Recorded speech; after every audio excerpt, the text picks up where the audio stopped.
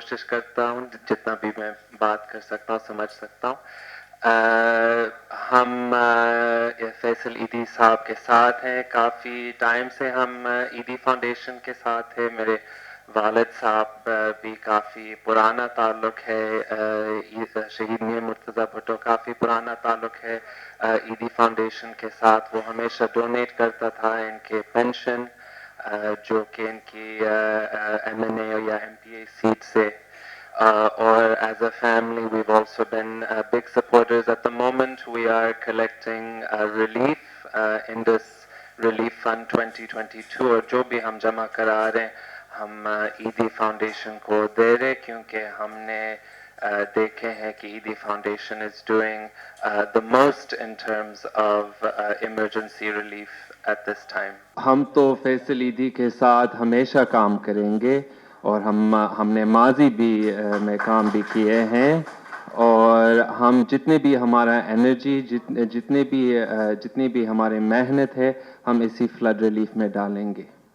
हमारे मुल्क में एक इनकलाब आने वाली है, लोग बहुत नाराज़ हैं, लोग इसी वडेरे सिस्टम के साथ फेड अप हैं, लोग ये नहीं चाहते हैं फ्यूडलिज्म सरमायादार ये चीज़ें नहीं चाहते हैं।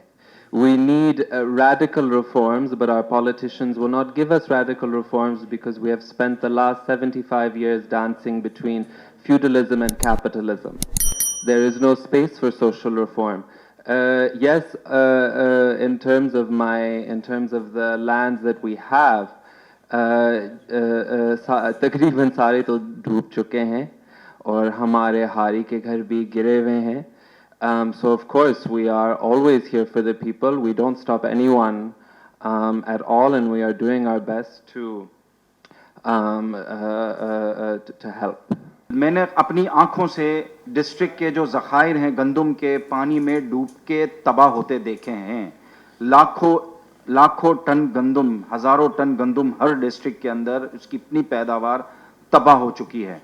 सारे हमारे जो गंदम के जो गोदाम थे वो सड़कों से नीचे थे और अंग्रेज़ों के ज़माने के बने हुए थे, अब तक भी हम वो बना नहीं सके हैं।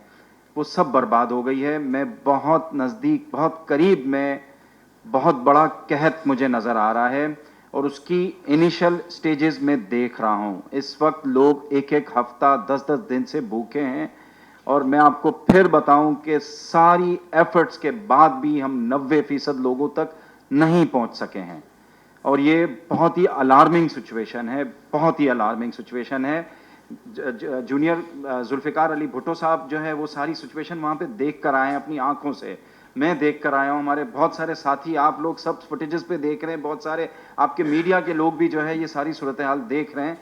इंडिया से भी हमें इम्पोर्ट कुछ चीज़ें अलाउ करें, खोखरापाड़ बॉर्डर से करें और जो इलाके मुतासिर हैं उसके करीब से करें और जल्दी करें, इसमें देर ना लगाएं, ना तो हज़ारों लोगों की अमवात होगी और इसका ज़िम्मेदार जो है मैं समझता हूँ वफाकी हुकूमत होगी। हम बिल्कुल औरतों की जो ज़रूरियात हैं वो हमने महसूस की हैं। हमें बहुत सारी औरतों की तंजीमों की तरफ से भी रिक्वेस्टें आई हैं, मैं नाम नहीं ले सकता उन चीज़ों का, लेकिन हमने अपने पैकेट्स में भी डालना शुरू कर दी हैं और आना भी शुरू हो गई हैं। हकीकत है। और जो कराची और हैदराबाद और जो बड़े शहरों की तरफ लोग आ रहे हैं उनको मैं हुकूमत से अपील करता हूँ, ये हकीकत है, मुतालबा करते हैं, बल्कि अपील भी नहीं करते, हम मुतालबा करते हैं हुकूमत से कि जल्द ही सोसाइटीज़ अनाउंस करें और इनको प्लॉटिंग दी जाए इन तमाम शहरों के अंदर ताकि इनको कुछ तो मिले। वो सब तबाह हो चुका है। हमारे जिन सैलाबी इलाके हैं वहाँ पे 50, 60, 70% मकान गिर चुके हैं और ये बहुत बड़ा क्राइसिस है, ये छोटा क्राइसिस नहीं है, छोटा क्राइसिस नहीं है। और एक नासिर मंसूर साहब ने सही बात की कि हमारा जो ये क्लाइमेट चेंज का जो है वो असरात हैं जिसकी हमें सज़ा मिल रही है और इस क्लाइमेट चेंजेस के अंदर हमारा इतना शेयर नहीं है। हमारा कार्बन एमिशन जो है वो दुनिया के अंदर लेस देन 1% है और अमीर ममालिक दुनिया के अंदर जो है वो 70-80% कार्बन इमिट कर रहे हैं पूरी दुनिया में। इसमें चाइना भी शामिल है, इसमें अमेरिका भी शामिल है, यूरोप भी शामिल है और इंडिया भी शामिल है। और सज़ा हम जैसे गरीब मुल्कों को मिल रही है। हमारी झोपड़ियाँ जो हैं वो अल्लाह ताला ने डुबो दी हैं और वो महलों में बैठे हुए हैं। हमें उन महलों वालों से अपील करते हैं कि हमारी मदद के लिए आएँ। क्या आप ये देखिए जितने स्ट्रक्चर्स खड़े किए हैं दरियाओं पे और मेगा प्रोजेक्ट्स जो बनाए हैं उसने तबाही मचाई है। बलूचिस्तान के अंदर 26 से ज़्यादा डैम्स जो हैं وہ غلط بنے اور اس کا نتیجہ آپ یہ دیکھیے کہ سارے ٹوٹ گئے. انفراسٹرکچر جو ہے اس کے اندر پیسہ کھایا جاتا ہے, مطلب لوگوں کی زندگیوں کے ساتھ بھی کھیلا جاتا ہے. تو اسٹیٹ از ریسپانسبل, اور اس میں یہ ہے کہ اس میں is a criminal negligence from the state side. So ہم سمجھتے ہیں کہ این ڈی اے میں جو ہے اس کو پرو پیپل بنانا بہت ضروری ہے. اس کے اندر جس کو لوگوں کا اعتماد ہو اس کے اندر اس کو دو, ورنہ پچھلا جنرل آپ نے دیکھا, ایکس جنرل جو تھا اس کے اوپر خرد برد کا الزام تھا, کسی نے اس کو نہیں پوچھا. اور آج جو این ڈی اے میں کا رول آپ کے سامنے ہے, کہیں پہ وہ نظر نہیں آ رہے. اگر ہم سب اور یہ لوگ کھڑے نہ ہو تو لوگوں کے ساتھ یہ 10% ہے, یہ 1% بھی نہ ہو. عمارت میں آگ لگی ہوتی ہے تو ہم پہلے آگ بجھاتے ہیں, یہ بعد میں پوچھتے ہیں آگ کس نے لگائی اور کیا ہوا. تو اس وقت میرا خیال ہے اس بحث میں نہ پڑے کون ذمہ دار ہے. ناصر نے کہا ریاست ذمہ دار ہے, ریاست کے تمام ایلیمنٹ ذمہ دار ہے. 2010 میں جو فلڈز آئے تھے, میں اس وقت سے حکومت میں تھا, میں بہت انوالو تھا فلڈ مینجمنٹ میں. اس وقت بہت ساری ہم نے چیزیں آئیڈینٹیفائی کی تھی کہ کیا کرنا چاہیے اگلے فلڈ سے بچنے کے لیے. جب فلڈ ختم ہو گیا سب بھول گئے, ہم سب بھول گئے, ہم بھی بھول گئے, آپ بھی بھول گئے کہ کیا ہوگا. جب اب ایک مصیبت آتی ہے تو ہم سب جاگ جاتے ہیں. جب وہ وقت گزرتا ہے 3 مہینے 4 مہینے کے بعد, میرا نہیں خیال ہے کہ ہم فلڈ کے بارے میں بات کر رہے ہوں گے. تو ایک ہماری اپنی ذمہ داری یہ ہے کہ حکومت پہ پریشر رکھیں کہ جو انفراسٹرکچر آئیڈینٹیفائی ہوا فلڈ کنٹرول کے لیے وہ تو بنائیں, اور جو جہاں راستے میں آپ عمارت بنا دیتے ہیں, راستے میں پانی کے راستے میں بستیاں بنا دیتے ہیں, وہ روکیں. جب پانی کے راستے میں بنائیں گے تو ڈوبے گا.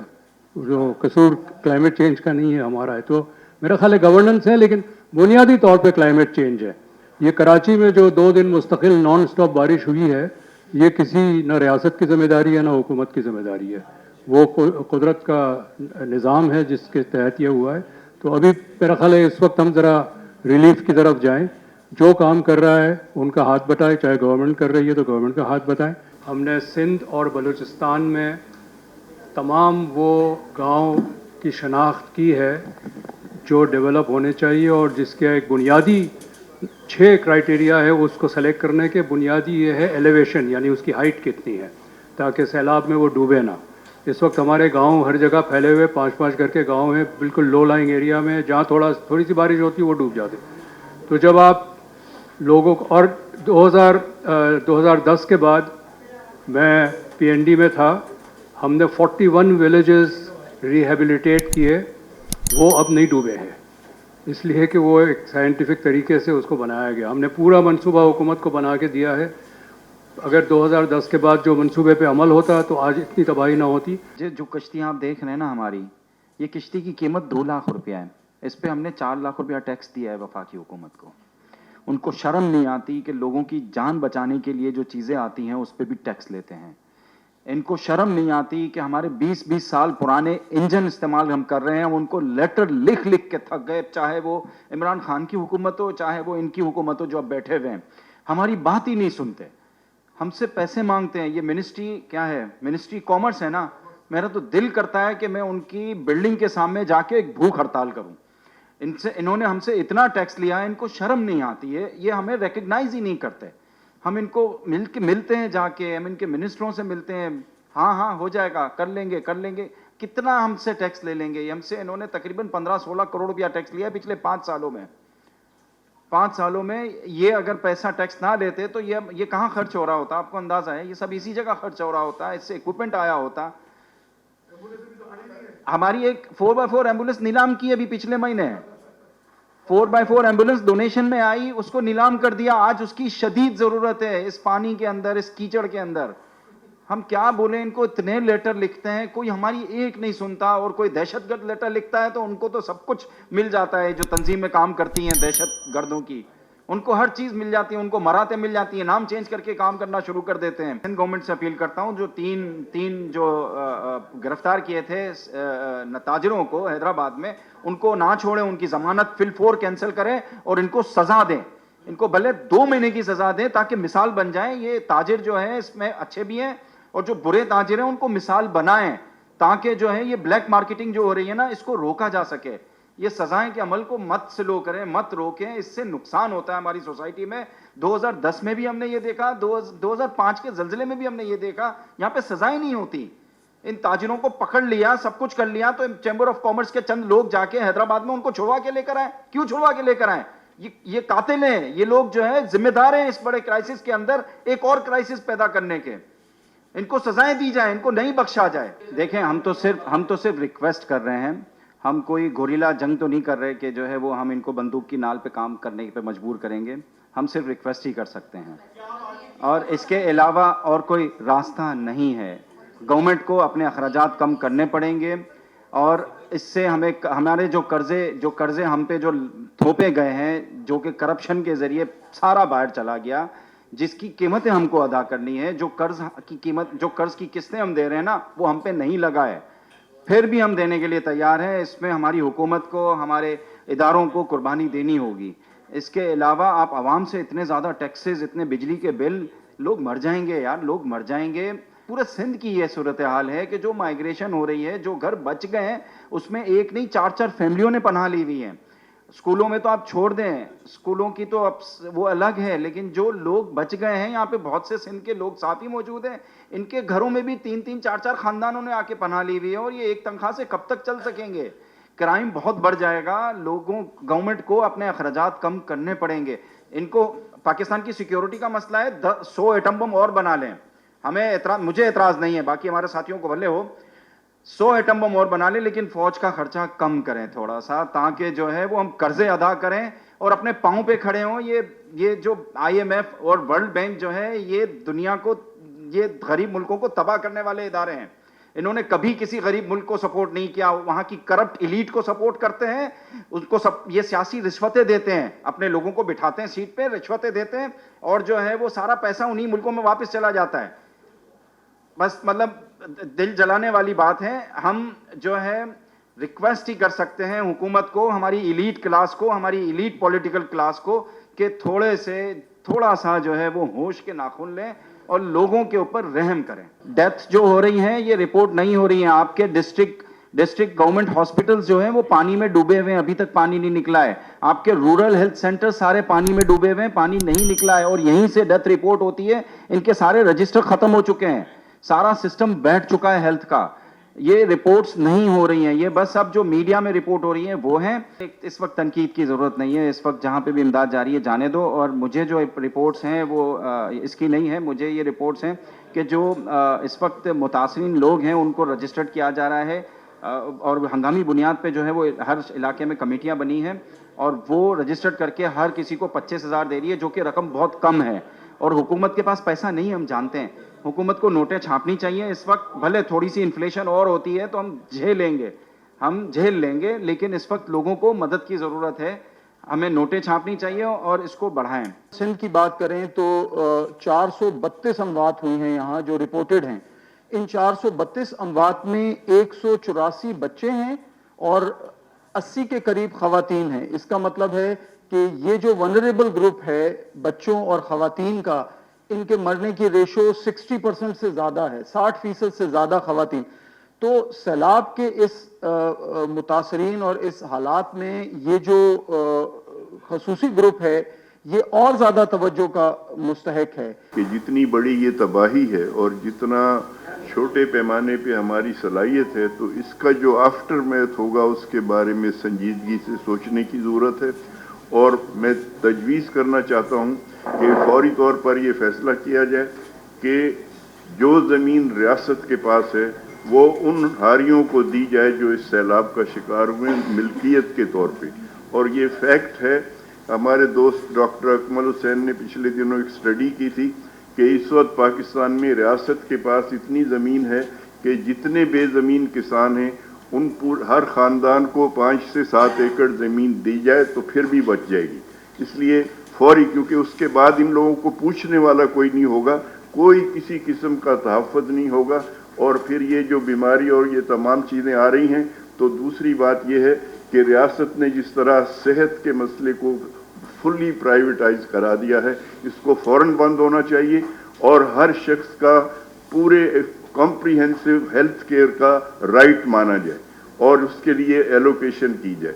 اسی طرح بے روزگاری بڑے پیمانے پہ پھیلنے والی ہے, تو فوری طور پہ سوشل سیکیورٹی کا انتظام کیا جائے کہ جب لوگ بے روزگار ہوں گے, نہ ان کے پاس زمین ہوگی, نہ کہیں اپنی جگہ ہوگی, تو ان کے لیے سوشل سیکیورٹی ہونی چاہیے جس میں बेरोज़गारी अलाउंस भी शामिल होना चाहिए।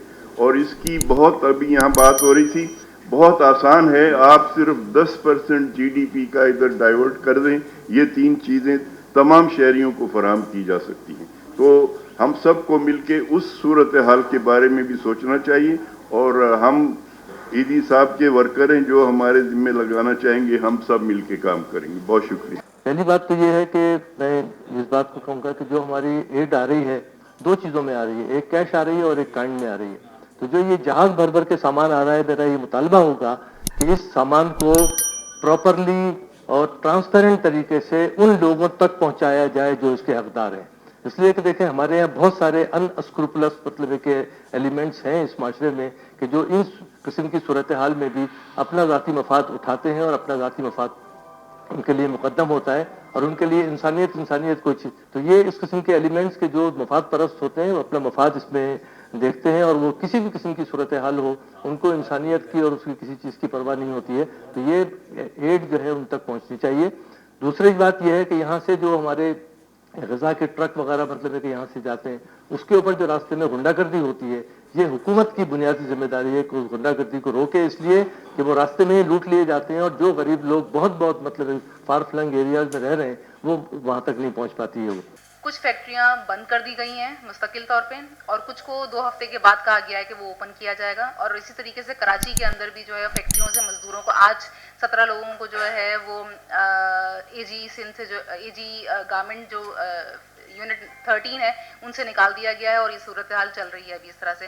तो मैं चाहूंगी कि ट्रेड यूनियन क्या कर रही है या मजदूर की तंजीमें क्या कर रही हैं, तो उस पर Nasir Mansoor national trade union से बात करें। बस मुख्तसर पहला तो ये है कि जो फैसल और ईदी फाउंडेशन जो कर रहा है, हम तो इनको खराज तहसीन पेश करते हैं, और ये कि ये इनका काम जितना ये कर रहे हैं उसका जो है टिप ऑफ आइसबर्ग भी लोगों तक नहीं जा पा रहा है। तो इसलिए आज प्रेस कॉन्फ्रेंस करने का मतलब ये था कि हम सारी सिविल सोसाइटी, ट्रेड यूनियन आपके इसके काम को अप्रिशिएट करें। हमने आपके साथ खड़े हैं और हमने कुछ पैसे जमा किए हैं। मैं जो आपको 1 million Pakistani rupees national trade union और होम बेस वर्कर्स की तरफ से आपको जो है आपको डोनेट करूंगा, और इसके बाद जो मजीद पैसे आपको दूंगा। चैरिटीज एक्ट को सस्पेंड किया जाए टाइम पे। अगर ये फौज मैदान में नहीं आती है तो मैं नहीं समझता कि आर्मी रोल प्ले कर रही है, लेकिन इतने जगह जाना, लोकल से मिलना, उनसे बैठना, उनके मसाइल समझना, उनकी औरतों के मसाइल समझना, ये सिर्फ NGOs का काम था जो 2010 और 2005 में किया है। सबसे पहले तंजीम जो थी एबटाबाद के ज़लज़ले में जो पहुंचे थे वो सारी NGOs थी, सरकारी इदारे और फौज बाद में पहुंची थी। मेरी पहचान वक्त की बात को सब्सक्राइब करें और कमेंट करें।